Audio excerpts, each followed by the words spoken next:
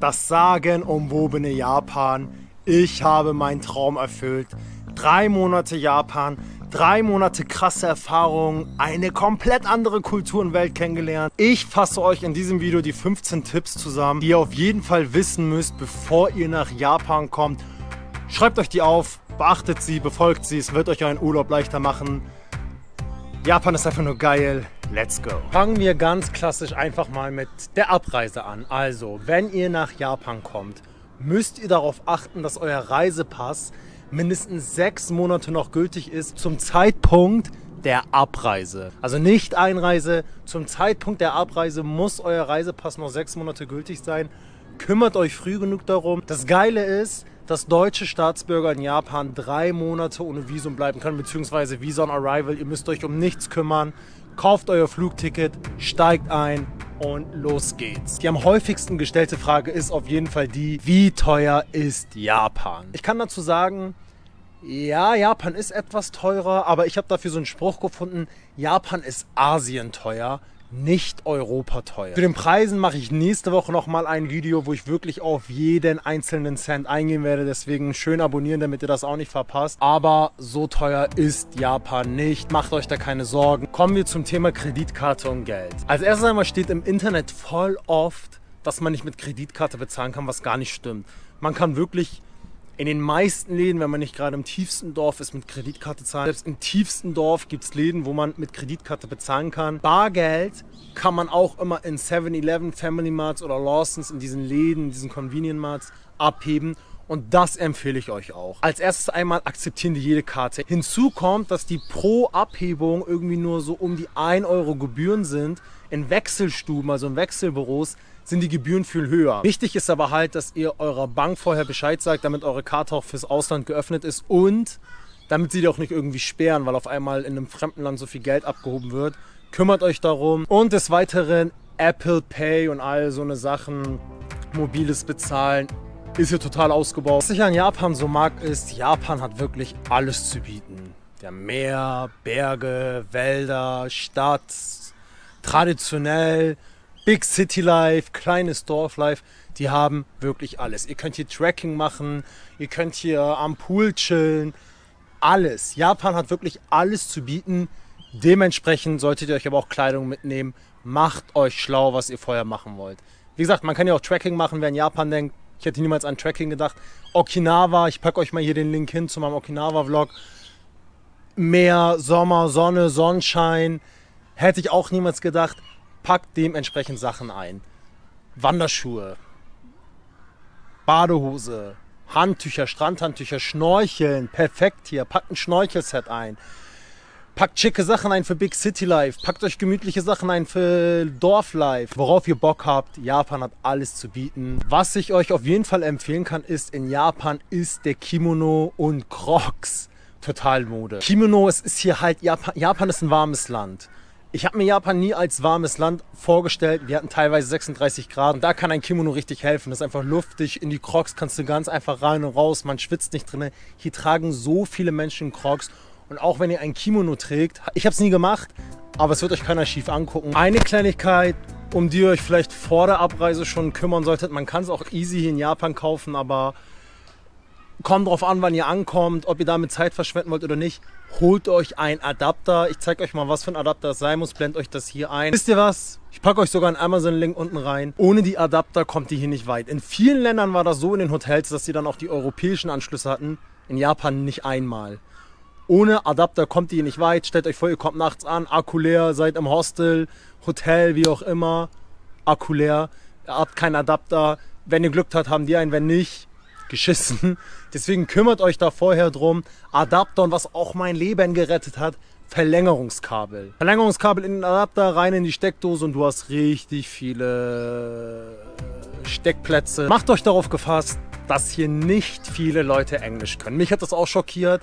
Japan, so ein kultiviertes, gebildetes, fortgeschrittenes Land, kein Englisch.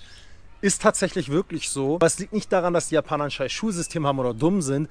Es liegt daran, dass die Japaner eine so komplizierte Sprache und so komplizierte Alphabeten haben. Also, die haben sogar mehr als ein Alphabet, dass die damit beschäftigt sind, ihre eigene Sprache zu lernen. Macht euch darauf gefasst, dass ihr nicht viele Englisch könnt, dass ihr viel mit Übersetzer arbeiten müsst. Selbst in den Hotels, die wenigsten Leute können Englisch. Und habt viel Geduld mit den Japanern, weil selbst wenn sie euch nicht verstehen, versuchen sie euch zu helfen und euch zu verstehen. Also sie sagen nicht, no, das war's bye. Die versuchen euch trotzdem zu helfen. Da braucht man manchmal ein bisschen Geduld, weil manchmal denke ich mir, okay, wenn du kein Englisch kannst, lass mich gehen, aber ich will nicht unhöflich sein, dann wartest du. Manchmal helfen sie dir auch, manchmal nicht. Die Japaner sind halt korrekt. Habt Geduld und einen Übersetzer. Leute, vergesst nicht, dass Japan ein sehr beliebtes Land ist. Ihr seid nicht die Einzigen, die auf die Idee gekommen sind, hierher zu kommen. Selbst in der Off-Season, da sage ich auch gleich nochmal was zu, ist es hier einfach voller. Ist einfach ein beliebtes Land. Kümmert euch früh genug um Tickets. Studio Ghibli Museum oder Pokémon Café oder so. Das sind einfach beliebte Attraktionen, die schnell ausverkauft sind, lange Wartezeiten haben. Kümmert euch einfach drum. Guckt auf den Internetseiten im Internet, Agenturen, Get Your Guide, TripAdvisor, was auch immer so gibt. Guckt einfach, was kosten die Tickets. Organisiert euch die Tickets vorher. Die Japaner sind ein schüchternes Volk und die Japaner lieben ihre Regeln. Das merkst du sofort so. Alles wird immer 10-mal gegengecheckt. 50 Unterschriften, Fotokopie. Wirklich so. Haltet euch an die Regeln, wenn ihr kommt, Leute. Seid gute Touristen. Macht diesen netten, schönen Menschen das Leben nicht schwer. Lauft auf der U-Bahn immer auf der richtigen Seite. Pöbelt nicht rum. Seid nicht zu laut. Respektiert die Japaner und ihre Kultur. Ich bin ein Digital Nomad, das heißt, ich arbeite von unterwegs aus und bis jetzt musste ich in jedem Land in Asien mir eine SIM-Karte kaufen, damit ich auch gutes Internet habe zum Arbeiten. Manchmal hast du Glück, du hast gutes Internet in der Unterkunft, meistens aber nicht. Das ist in Japan nicht so. In Japan habe ich mir keine SIM-Karte gekauft, weil ich mir dachte, das ist Japan, bekannt für ihre Technologie, Internet. Ich wurde nicht enttäuscht. Wirklich, man hat immer überall gutes Internet. Ich habe auf meinem Handy kein Internet, also weniger Screentime, das ist auch einfach nice. Selbst öffentliches WLAN gibt es hier. Wenn es mal sein muss, kommt ihr irgendwie immer an WLAN ran. Ich hatte auch 2, 3 Momente, wo ich unbedingt WLAN brauchte. Dann habe ich auch WLAN bekommen. Das ist kein Problem. Und wie gesagt, für alle, die arbeiten, macht euch keine Sorge. Das Internet in Japan ist, wie ich schon eben gesagt habe, die Japaner lieben ihre Regeln, sind so ein bisschen wie Deutsche. Die nehmen das mit dem Gewicht beim Koffer mega ernst. Ich bin schon viel geflogen, ich bin schon viel gereist. Bei dem Inlandsflug in Japan habe ich niemanden erlebt, ich musste sogar meine kleine Umhängetasche mit auf die Waage legen, obwohl ich 4 Kilo zu wenig in meinem richtigen Koffer hatte, 3 Kilo zu viel in meinem Handgepäck, war das ein Problem. Haben gesagt, muss ich umpacken oder sonst was. Hatte aber keinen Platz im Koffer. Ich habe dann im Endeffekt einfach meine Jacke angezogen, die Taschen vollgestopft und dann nach der Kontrolle alles wieder zurückgepackt in meinen Koffer, beziehungsweise mein Handgepäck. Aber achtet darauf, das nehmen die wirklich ernst. Es gibt ja mittlerweile 1000 verschiedene Hotel-Apps. Airbnb, Booking, Trip, Agoda. Das Beste hier in Japan ist meiner Meinung nach Booking.com. Du hast da sehr gute Angebote, du hast da vieles Verschiedenes, von Luxushotels bis geteilten Zimmern hast du alles. Zimmern, wo du alleine, also wirklich alles. Dieser Tipp geht an die Leute, an meine Zuschauer, die Tattoos haben. Japaner haben irgendwie ein großes Problem mit Tattoos. Es liegt daran, dass es früher das Erkennungsmerkmal der Yakuza war. Wenn ihr Tattoos habt, stellt euch darauf ein, dass ihr in manche Onsen nicht reinkommt. Selbst manche Sportstudios lassen es nicht zu. Selbst an manche Strände, vor allem an die in Tokio, darf man nicht mit Tattoos. Bringt euch etwas mit, womit ihr die verdecken könnt. Wie man sich das von Japan vorstellt, Japan hat eine krass gute Infrastruktur. Ob Bus, Zug, Shinkansen, was auch immer, man kommt immer von A nach B, nicht nur in der Stadt, sondern auch im ganzen Land. Es gibt wirklich immer günstige Alternativen. Es gibt auch den JR-Pass. Der kostet 250 €, war das, glaube ich. Mit dem kann man den Shinkansen halt 3 Tage so viel fahren, wie man will. Sonst kostet eine Fahrt mit dem Shinkansen, also mit diesem Bullet Train, diesem ganz schnell, 150 € alleine. Also muss man aber schon 2, 3 Mal fahren, damit sich das lohnt. Ich bin zum Beispiel mit dem Bus von Tokio nach Osaka. Nachtbus hat 8 Stunden gedauert, 9 Stunden. Und das hat 50 € gekostet. Das Einzige, und ich schwöre, ich bin jetzt seit 3 Monaten in Japan, ich check es immer noch nicht. Es ist überall das Gleiche. Egal wie groß die Stadt ist, in motherfucking Tokio sogar, fährt die U-Bahn nur bis 0 Uhr, kurz nach 0. Das ist überall das Gleiche. Die ganze Nacht fährt es nicht. Stellt euch darauf ein. Ja, ist so. Und warum das so ist, da habe ich ein kleines Short-Video zu, das packe ich euch hier oben rein. Da wird es genau erklärt, warum das der Fall ist. Ihr werdet niemals drauf kommen, warum. Für die Reisezeit solltet ihr euch wirklich so 2 bis 3 Wochen einplanen. Also unter 2 Wochen braucht ihr nicht kommen. Auch wenn ihr euch vielleicht einreden wollt, ja egal, besser als nichts, nein. Als erstes einmal ist es dafür viel zu teuer und man sieht halt nicht so viel. Man braucht schon mindestens 2 Wochen. Ich würde eher sagen 3 Wochen für Japan. Open End ist immer nice, aber wer 3 Wochen Urlaub hat, 2 Wochen Urlaub soll kommen, alles darunter. Hebt euch das lieber für einen anderen Zeitpunkt auf.